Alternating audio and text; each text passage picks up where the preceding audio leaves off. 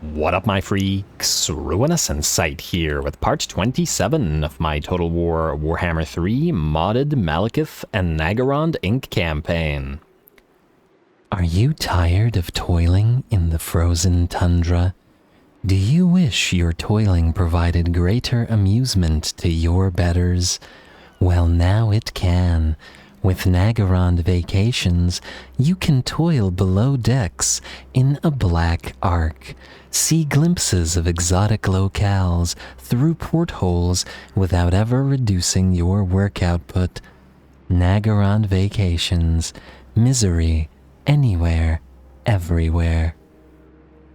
Anyway, as we saw last time, we had Thashelre Wormscale sally out of the Twisted Glade and destroy the very last of the armies that were threatening our shores. And hey, look at that, we even have some of our allied armies moving in to help. Not very strong armies, mind you, but we do have the capability of borrowing at least one of them, should we desire to do so, or if they threaten to take a territory that should rightfully belong to us. So we may make some use of the capability of doing so. We shall see. Anyway, other than Thashelre Wormscale sallying out, Malekith is poised to attack. This is the episode where the invasion of ULTHUAN well and truly begins, though Morathi is already there and getting ready to strike at Val's Anvil, which is also just swell.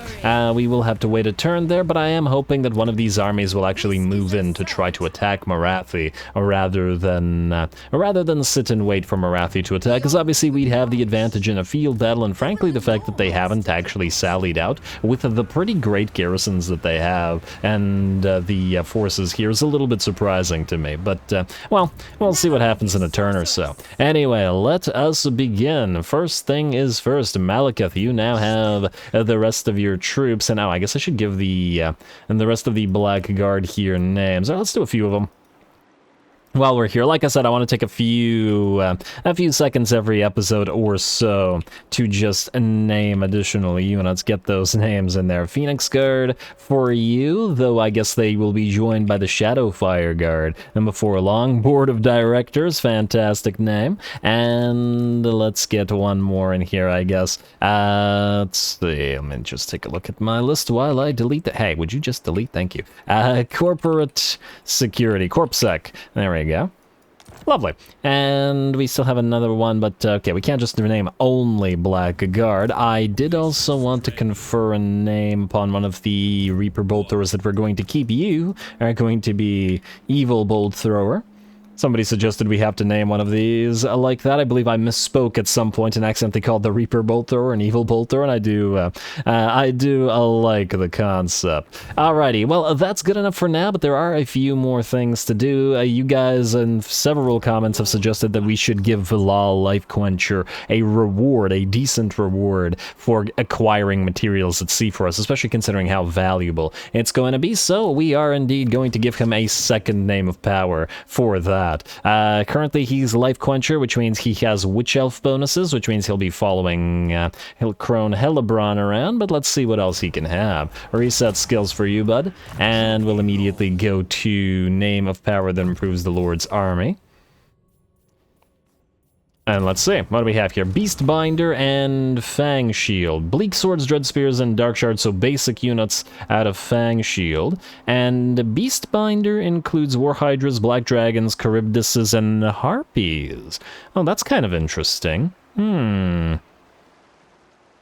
I wasn't expecting a Harpy buff. Okay, we're going to take this, because I did want to get some follower Harpy units for Hellebron, but also for Rakarth, but this would also work decently well for the for this guy. They could combine with the Witch Elves and stuff, for example. Bind it to your will, Beastbinder.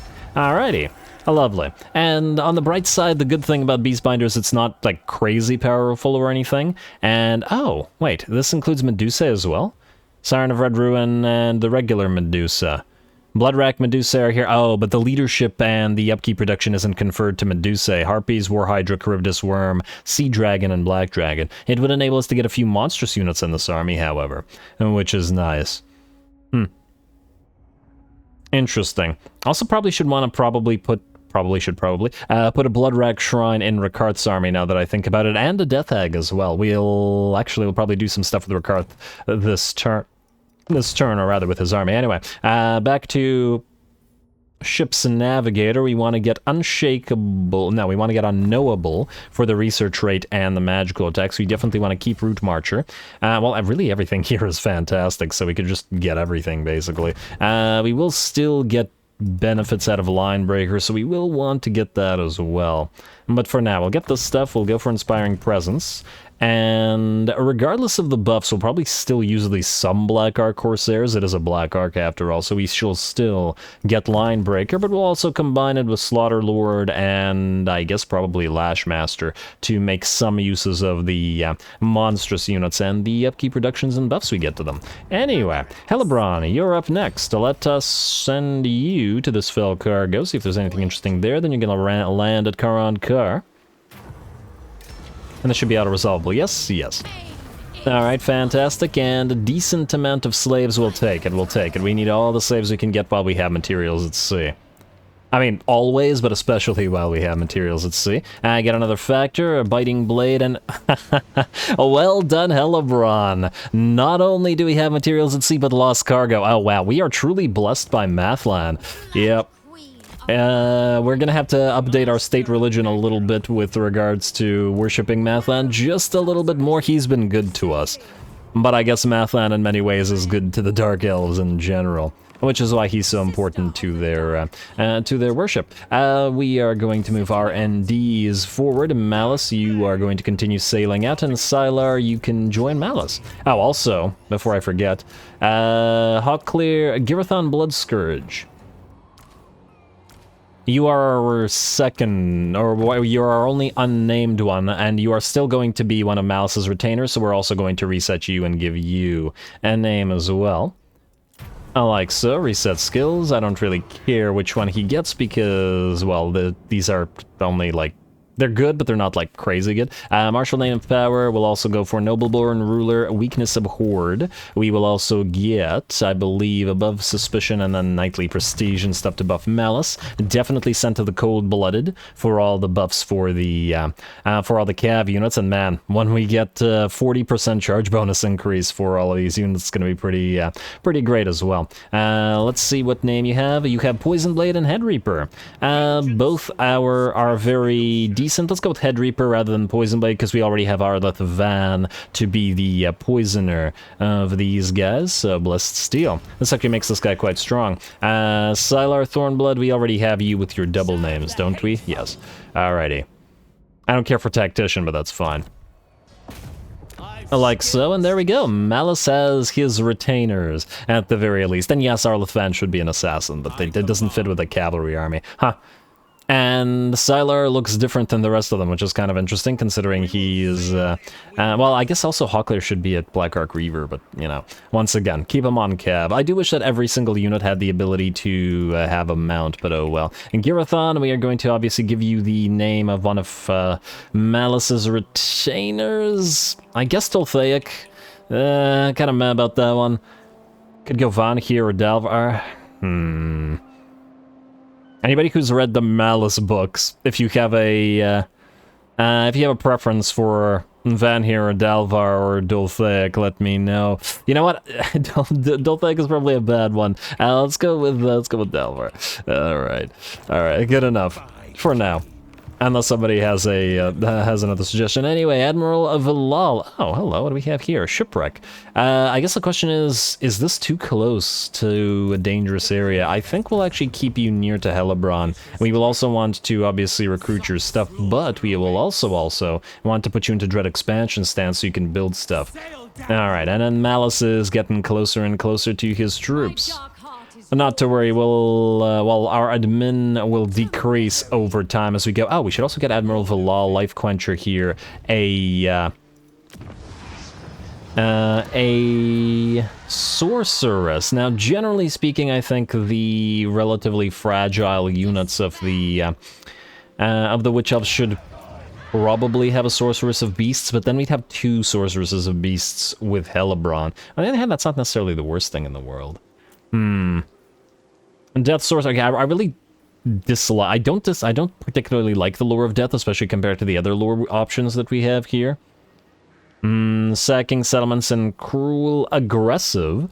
Kind of does make sense, but it doesn't really confer all that much in the way of bonuses. Now, you know what, I think we're still going to go with a Beast Lord, just because it feels like it would be best for the, for those particular type of units, but, you know, we can always change it up later as we go. You can stay on the cold one, I guess, and then we'll deal with all of your itemization or in your points afterwards. Alrighty. Black Arcs are now getting their sorceresses, which we can appreciate. Next up, Malekith. I believe Tor Anlek was a free take, wasn't it? Yeah, the stuff there is damaged. So, Malekith, you can simply land and occupy. Ooh.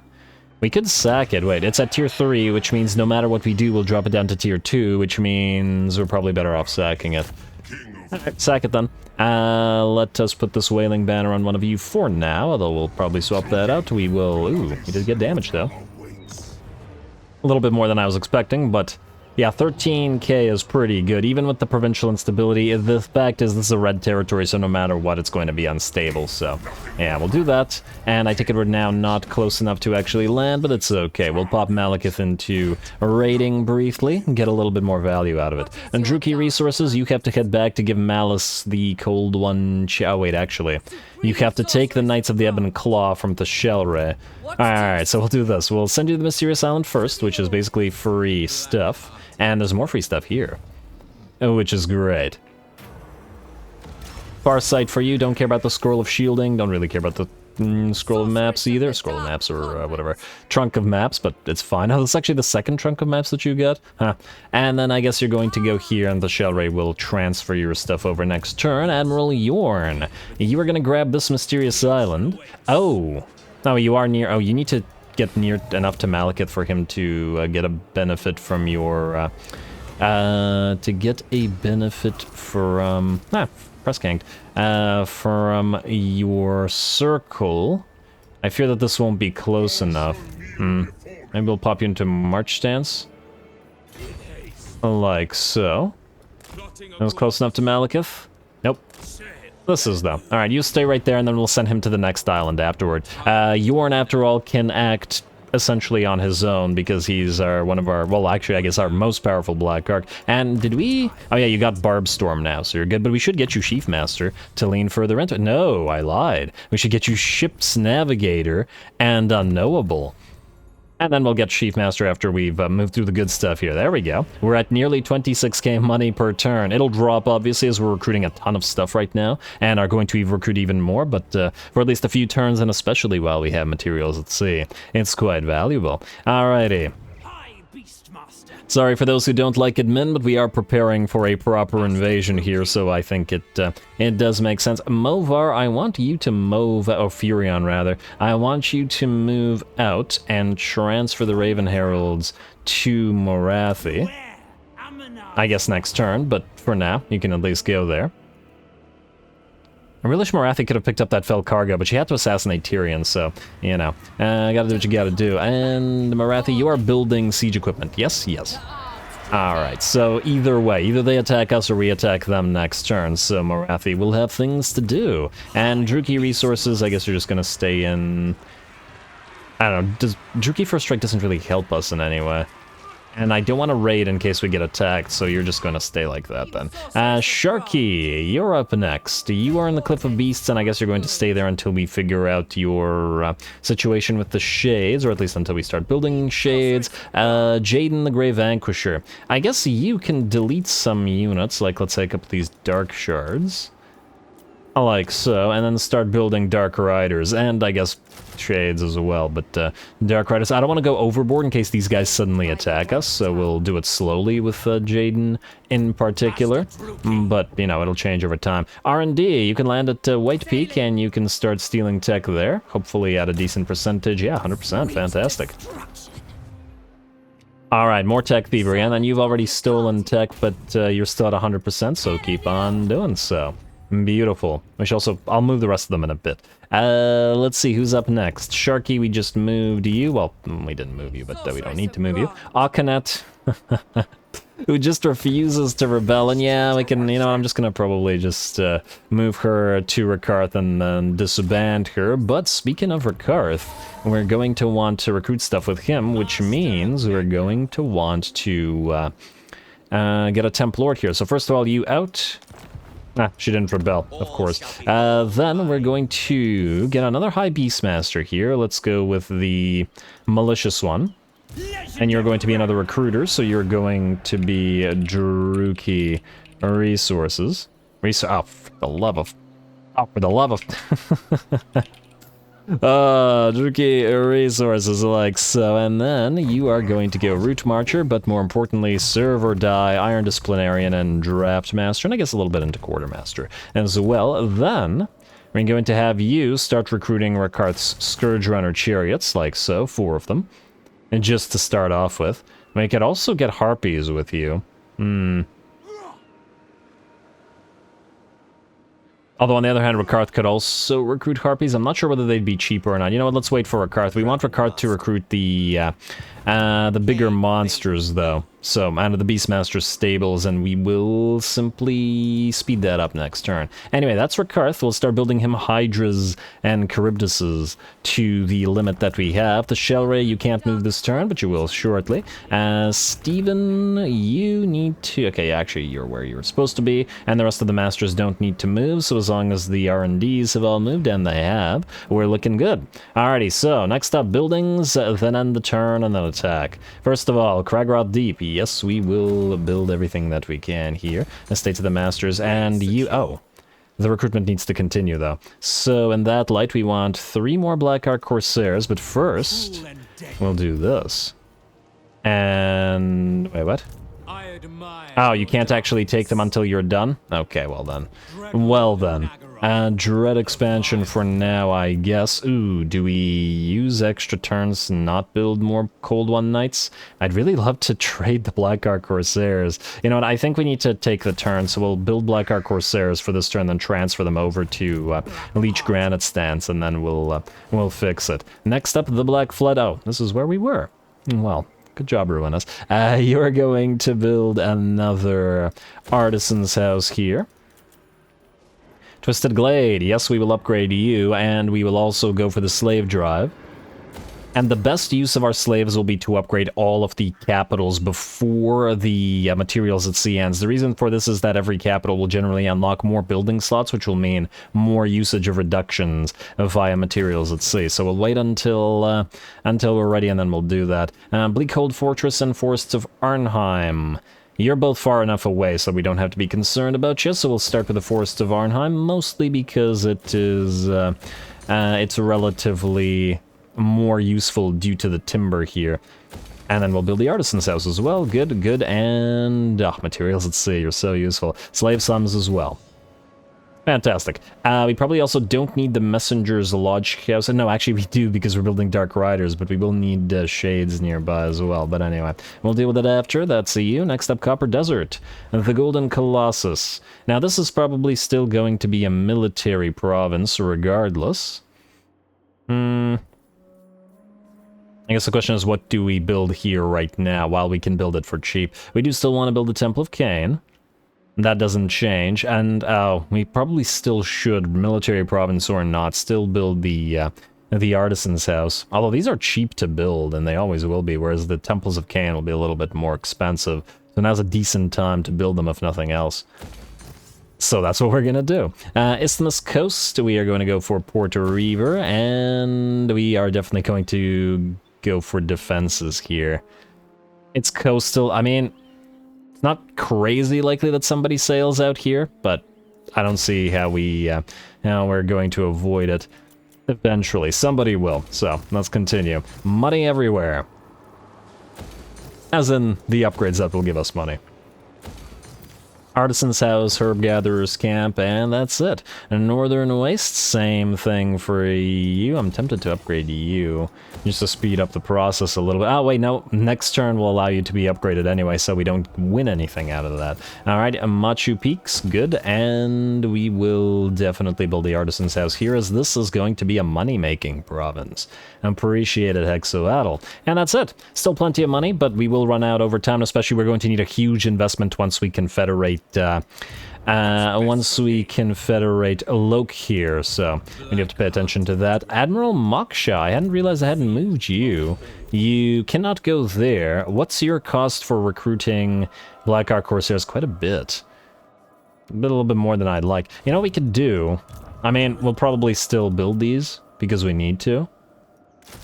But at the same time, what we'll probably want to do is start upgrading the Black Arks since we have the money. And I want to see which Black Arks have the ability to actually upgrade themselves, like Valal here. So Valal, we'll start with you. Yes to the Grand Black Ark. And we'll soon be able to upgrade the Altar of Cain here, but the other stuff is not currently upgradable. Looks fine to me. What about you? Admiral Leech Granite Stance. You can also go for Grand Black Ark. Beautiful. And funnily enough, you could actually go up to the next level of the Black Ark, and oh, you actually have the Altar of Cain, funnily enough, but your Granite Stance, so, you know, a little bit different. We might as well start building the Sacrificial Pits here as well. And we should still have enough to be able to upgrade you to the next level of Black Ark. And ooh, we are definitely running out of upgradable stuff in here, though. As in, we will only be able to build one more building, and generally speaking, I believe it's going to have to be either the Spire of Sorcery for the extra research rate, although eventually that won't be needed, or possibly the Palace of Dread Knights, because look at all those capacities that it gives us. Which will mean we won't have to build nearly as many of them in our main territories. Anyway, that's it, which means we can go next turn, and then hopefully we can fight. I hope I didn't forget anything, but if I did, it's too late now. Here not moved, outpost available, no. And wait. I built a new sorceress, and oh, that was you. I'm just wondering whether we should build another. Only rank 6, but they do pretty well. Intelligent, upkeep, production, ambush, defense chance, hero self-defense chance. We're at 11 out of 14. You know what? Let's build another sorceresses. Another sorceress, rather. Another sorceresses. R and D. We want all the research as fast as we can make it. And then specialist and steel tech. Lovely. Alrighty. And now we can end the turn. And Arat. Who are you and why are you doing things? Okay, you're just moving. That's fine. Nakari either wants an alliance or for us to join his war against something. Defensive alliance? No. Not right now. I may destroy Nakari, I'm not sure. Once again, if we ally with the Legion of Chaos up north and keep them to a few territories, we won't need Nakari, and then Nakari's Slaneshi corruption won't be polluting ULTHUAN. Declare war, that's fine. This is just the Wardens of the Emerald Pool. What are they gonna do? Nothing, that's what. Rakarth, you're good now, which means, wait, Creator, Faction Destroyed Tong, we don't care, but Rakarth, we very much care. So, first thing you're gonna do is you're going to transfer the follower units, like so, to this little army, which puts them at 19 out of 20. I guess you're probably gonna keep the Bloodrack Medusa, and, well, you know what, hold on to the Harpies for now, because they're free when you hold them. But the rest can be transferred. Frankly, we don't need the Black Ark Corsairs either, and we could probably just delete them, but transfer this for now, and we'll delete these, like so. Then, Rakarth, we want you, wait, you recruit these at rank 7 and Rakarth recruits them at rank 6. A little bit of a difference there, but that doesn't change the fact that we need to do two things. Thing 1, rush construction. Thing 2, Rakarth, it's time to get Charybdises and War Hydras. 1 rank, but on the other hand, these take 3 turns, and then here with Rakarth they take 2, so I'd rather not waste the extra turns, so we'll start with the Hydras, and we'll continue with the Charybdises afterwards. Beautiful. And then we have a Skull Island right there to test out Rakarth's army. Also got to keep an eye on these guys for the Confed, because we'll want to confederate Lokir Felhard at the same time as this little faction. I'd imagine they'd lose one of their armies shortly. Next up, Malekith. You're going to take Toranlek. Occupied, please. Auto-resolve and occupy. Huh, still get 500 slaves for fighting it again. Funny. Occupy. And there we go. The Seat of Anarion is here. The Black Citadel of Anlek to match the Black Tower of Naggarond. Malekith must feel right at home. Now, repair that, and we're gonna have to build it up, and I could give immediately control bonuses here, but it's probably not necessary while we're not collecting the income. Next up, Admiral Yorn. I want you to head... Ooh, hello.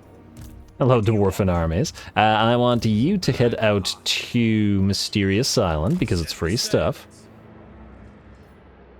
And I'd love for you to head here, but then Malekith won't heal as much, will he? Those who escaped, please. Favorable winds. Actually, you're out of range of Malekith now, and he's still healing to full, or more or less to full, so I think it's not a big deal. Ooh, we should probably take the Phoenix Gate. At least we can then leave some units there. What level are you at, by the way? Are you only at level 2? Tier 2, rather? Are you worth anything? Sacking? No, not really. Alright. We're probably gonna want to move you to the Sea Corps then, and maybe take Elysia and Misnar.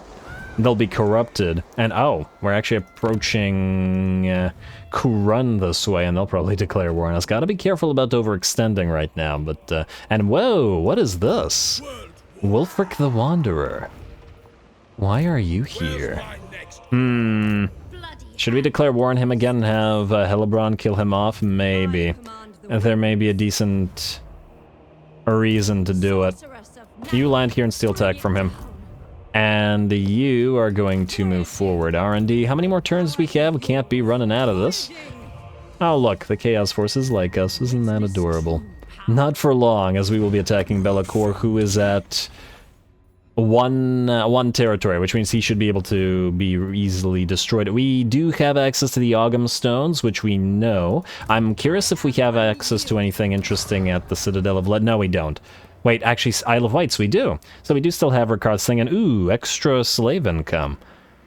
600. No, that's not bad. Should be a decent money-making province, then. Alright, well, we have goals. Theshelre and Druki Resources. So first of all, Druki Resources, you're going to move here. And Theshelre, you're going to transfer the Knights of the Ebon Claw to Druki Resources, because they have to get it to Malice. You then are going to move all the way through here, and away you go. Theshelre, you need to land right outside of Tor Anlek, like so. And then we need to basically kill her off so that we can transfer Malekith, rather, the Sword of Cain. Move close enough so that you don't get attacked by yourself. Then we also want to take away the rare stuff, so the Potion of Healing and the Shroud of Death can go. And you're at 8 still, so you're fine. You can lose the Scroll of Blast then as well. Too bad we can't take away the Sword of Cain and just transfer it directly. But I guess whoever wields the Sword of Cain can't give it up without dying, so, you know. Alright, also, Carestra, you are heading out to Admiral Yorn. Once again, I know this is very admin-heavy compared to recent episodes, but once again, we have to move everybody over, so it does make sense. Anyway, let's recruit. Now we have the Blades of the Blood Queen, the Executioner Regiment of Renown in Hellbronn's army, and we also have the Sisters of the Singing Doom, who are apparently not going to be with the other Witch Elves. Oh, this is going to irritate me. But with that, Hellbronn's army is complete. You know what? Just because I know it's stupid, but you're gonna move out of this army and you're gonna move back into the army. There we go. Now all the death gags are together. All right, now you. I guess the question for you is, what do we do right now? I think we're going to march stance this way through Slaver's Point, like so that if Wulfric lands and tries to attack us, that we can kill him with Hellebron.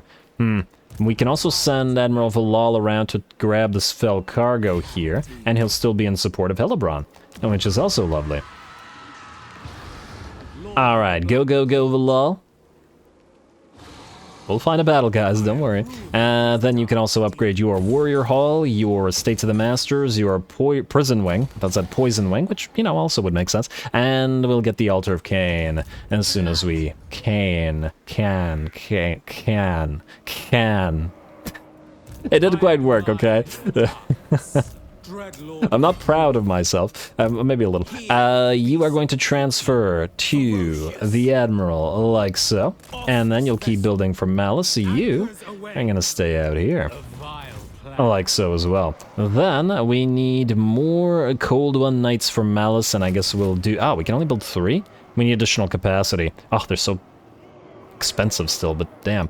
Also more Black Ark Corsairs. At least we can build 4 now. And we also will want to get to you some artillery pieces. And some Black Ark Reavers and stuff. We cannot build artillery pieces here, so we'll actually leave that to you until we can do so next turn. But we'll see how much money we have remaining. Actually, 4 will put us at 17, which will be too many. In fact, wait. Assuming you get 4 artillery pieces, you'll be at 17. Then 2 Black Ark Reavers will put you at 19, and then 1 Sorceress, which means you don't actually need these guys. Although... we could still build them and transfer them to you. In fact, if we want to build Witch Elves and stuff, we could also transfer them to you. That would make sense as well. Alright, fantastic. At least we know what we're doing, more or less. Also, speaking of Malice, since this is his army that's being built, you're going here, and you're going to close the distance. Also get you your Sorceress. Alrighty, now, back to looking for a fight. So it looks like these guys are not, in fact, going to do what we expected them to. That's fine. Alright, so first of all, you are going to move to Marathi's army. Going to take this unit of Shades, and you're going to, I guess... Oh, I meant to transfer the Raven Heralds as well.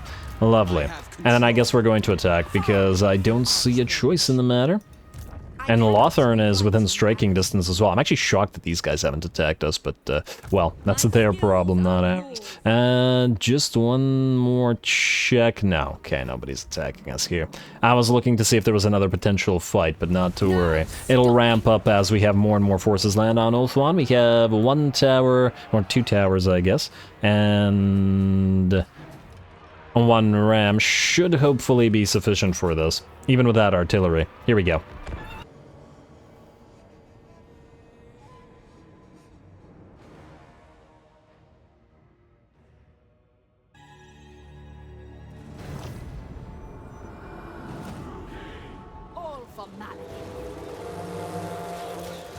Alrighty, here we go. The invasion of ULTHUAN has finally begun, and this should be an interesting one. That was not on purpose, but I'll...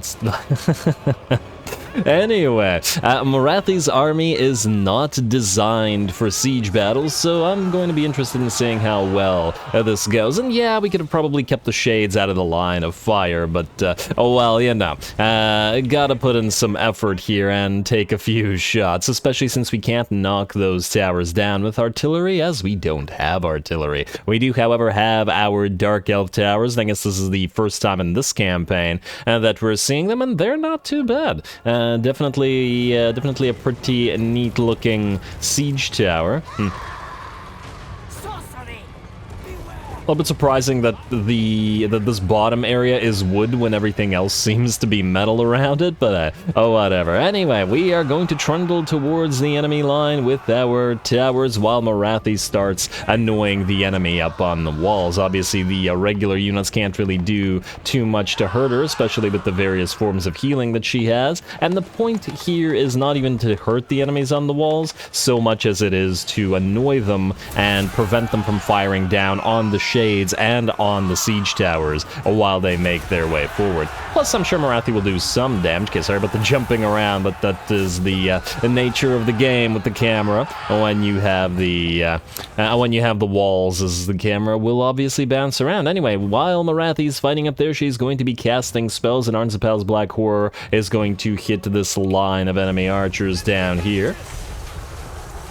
And by the looks of it, move right through them. And this thing really doesn't do all that much damage, but, you know, a little bit of extra damage will always be nice. And let's see, we're not quite there. Ooh, now this is dangerous. Looks like our Ice Blades have been hit by a Melkot's Mystifying Miasma and have taken nearly half damage. Not bad. This spell is definitely a lot stronger in SFO than it was in vanilla, considering how much damage it's doing to a single relatively elite unit here. On top of that, the tower tower is down to 31 HP, being focused by enemy range units as well as enemy fort towers. I fear for the Ice Blades, but I guess this is one of the reasons that we put them on the flanks of the towers. Like, the Witch Elves and the Demonettes are more center, whereas the flank is generally the most dangerous position. And if we lose the Ice Blades, at least we can replace them, whereas it won't be possible to replace the Demonettes at the current time.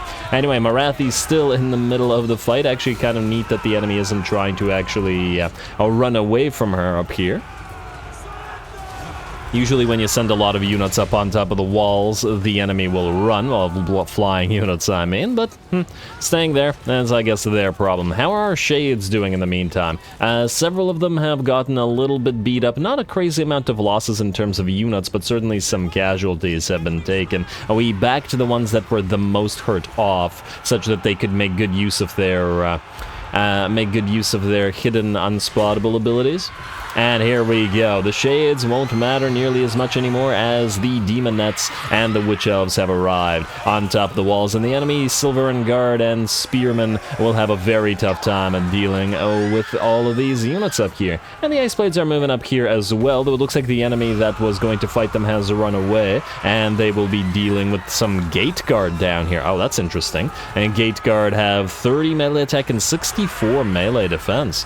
No slouches, and 45 weapon strength, so just as strong in that regard as the Ice Blades are, and in fact more heavily armored than them. Interesting. Alright, and the enemy does have some flyers as well. Morathi is distracting one set and should be able to knock a single set of Eagles down without too much trouble, especially with her satchel of potions to heal her up, while the Demonettes and the Witch Elves take care of the rest. We're also going to get a few units of Shades up here just to try to take position on top of the walls to start firing down on the enemy. Yeah, this is clearly taking some effort. Finally, one of these Eagles goes down, and the rest will look to be running away, while Morathi has been able to, by the looks of it, get away from them. And beautiful, we're into the city now, and in fact we've captured the enemy towers as well, which means no more damage to our Shades, on top of the fact that any enemy units that run out of the city will be hit by our spells. Our Shades are starting to move into the city. Our assassin is helping assassinate the enemy Archmage of Shadows here with all those annoying Melkoths, together with the help of our master. The two should be able to knock the Archmage down.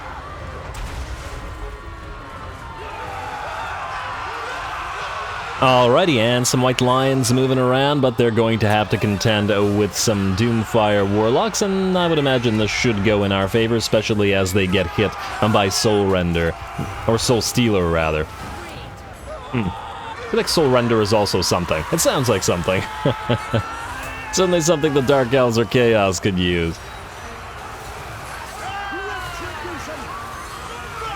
Alrighty, well, we're just going to keep watching the Doomfire Warlocks do their thing, especially because they haven't had a chance to participate in this particular battle as yet, as it was all to the units on the wall. Speaking of the units on the walls, briefly, unfortunately, our Ice Blades are now down to 9 units. I don't know if this is enough for them to survive or not, but it's very few. They're just going to keep them up on this wall so that they hopefully don't dissipate. Otherwise, all the units that were on top of the walls and defending below the walls, as we can clearly see, have been shattered. Great job to the Demonettes and the Witch Elves for doing that, and by the looks of it, the Warlocks ain't doing too bad as well, as the White Lions are just about done for.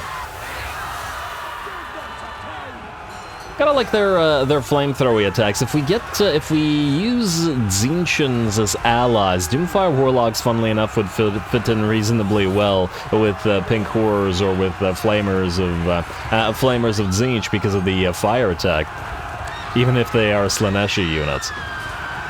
So there's certainly a room to deal with Kairos in that manner. Might actually be the better option than actually trying to fight him, especially he's just annoying. It's not that we can't fight him, it's just that his abilities are so irritating. He can, if he's alive and if he's strong, we can just let him potentially hold the Southern Chaos Wastes. And at the end of the day, we could always ally with Chaos Forces and just betray them later. Not like the Dark Elves would care about oaths held to the forces of chaos, or given to the forces of chaos. Anyway, looks like our units have overrun the last remaining archers that were holding the top part of the ram and are now trying to make it through that barricade. The bounce power is about 90% in our favor, and it looks like Morathi has landed on the last of the enemy units. There's still a gate guard up here together with a unit of Eagle Claws, and there's still a couple units back here, including another unit of Eagle Claws, but they're getting hit in the back by more of these Doomfire Warlocks, who have done a surprisingly useful job in this particular battle. I wasn't expecting them to be as useful as they turned out to be. Oh, the gate guard looked pretty neat as well. But they'll look neater dead or toiling below decks in the Black Ark. Alrighty, and with that, it looks like the gate guard are broken, not shattered yet, so at least somewhere there's a unit still fighting, but we'll just run up the ramp and smash into their backs, and with that, I believe the rest of the enemy army will shatter. Beautiful.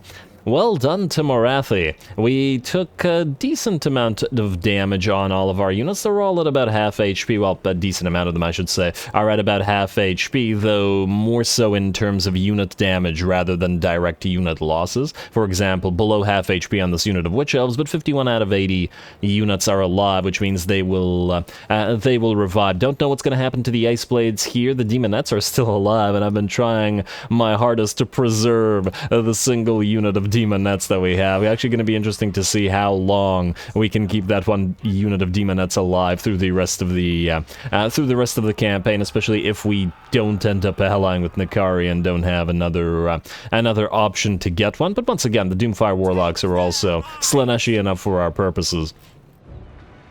Especially the Harvesters of Slaanesh. Anyway, let's speed it up a little bit. We're going to do a little bit of chasing, not so much to kill off the enemies, but while the rest of our healing effects are going. Generally speaking, right before the battle ends, I like to pop a healing potion so that the healing continues just a little bit.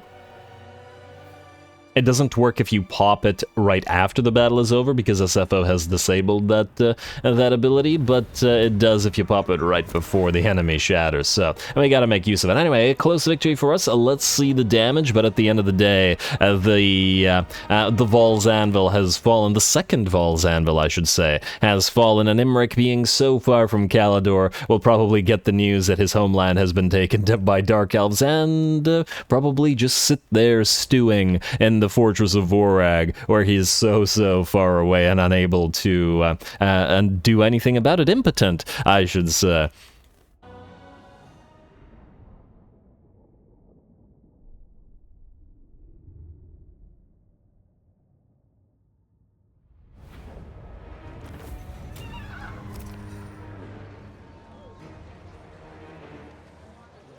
Alrighty, not too bad. Unfortunately, 9 units remaining on the Ice Blades was not enough for them to survive. But at the end of the day, it's a regiment of renown, and that's why we put them on the flank where they were going to be in the most danger compared to everybody else. So it's why we wouldn't want to put the Demonettes there, because they would have gotten destroyed. And hey, they have 69 left after that battle. Obvious nice is obvious. Otherwise, the battle went reasonably well. Certainly, we did take some damage, and without the ability to knock enemy towers down with artillery, we certainly take additional damage. We could have probably done that in a longer manner, wherein we used the unspottable shades to essentially hit the enemy settlement from the other side, rather than from, well, directly facing to it. But I think that was the more fun way to fight that battle. Now, we can sack it for okay amounts of money.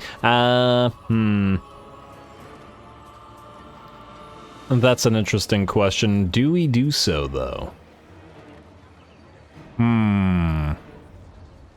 I wish I remembered what level Val's Anvil was. It really should display the level of the settlement when you mouse over it, because if it's level 4, then we really shouldn't sack it at all. But if it's lower than that, then, well, then we should. You know, I'm not going to risk it. I know it's a lot of slaves and stuff, but let's just hope that it was level 4 and not level 3. I somehow doubt it, but, you know, I guess we'll see. Man, 1,300 slaves, though. Alright, screw it. And it, yeah. It was indeed at oh, we got a brass cleaver out of it though. It was indeed at level 3. Diplomatic relations with all factions, very nice. It was indeed at level 3, but oh well. Tier 5 to build a Vol's Anvil Hall of Dragons here at Calidor, but whatever. Not a big deal. Yeah. I regret not sacking it now, but can't do much about it. Let's go for defenses immediately. We don't need to build them up, I think, and the Ice Blades will return in 10 turns, but for now, we'll simply give back the unit of high-level shades that we took from Morathi's army. Fantastic. That certainly works. And what do we have in terms of defenders at Torsathai here, by the way? Probably enough stuff. I was just wondering whether we could send Druki resources to take it for us. Maybe. We'd have to fight it manually, though, most likely, unless we get some Black Ark support, but there is no Black Ark nearby. Alrighty, well, let's continue with whatever else we can do this turn. Sharky is waiting for another few turns, same with you guys, right? Just to double check here, Sharky, you have to... Oh, well, we should upgrade this. And we do, I guess, have other buildings to build, but we can probably do it next episode rather than this one, as the siege did take a fairly decent bit of time. In fact, there's R&D and heroes to move around. I think I'm going to call the episode here instead, and I'll move those between the episodes instead so as to not waste time moving them on screen, since there's just so much tech to steal and that sort of thing. Plus, I'm getting the hiccups right now, and I'm trying to fight it, but, oh, look at that. Lothran's going to be at tier 4, so we should then take it at tier 3. But anything else below that, we will probably sack instead, though it's usually better to sack things with Malekith, because he gets much higher value out of it. Anyway, calling it here, the invasion of ULTHUAN has now begun, and as more and more armies arrive here, it should ramp up and speed up, etc., etc. We might even speed it up further by borrowing a Dwarfen army. Hellebron is moving in. Malus will probably have his army within the next 2 turns as they're being built, and then Rakarth will probably also have his army in the next 3 to 5 turns. And then there is also the Confederation of Alokir Felhart, which we are saving up for. 400 Witch King's authority is what we need, and with lots and lots of battles coming in at ULTHUAN, should be reasonably quick to acquire. Anyway, stay tuned for more Malekith. Don't forget to leave a like and comment. All glory to the algorithm. And thanks for watching.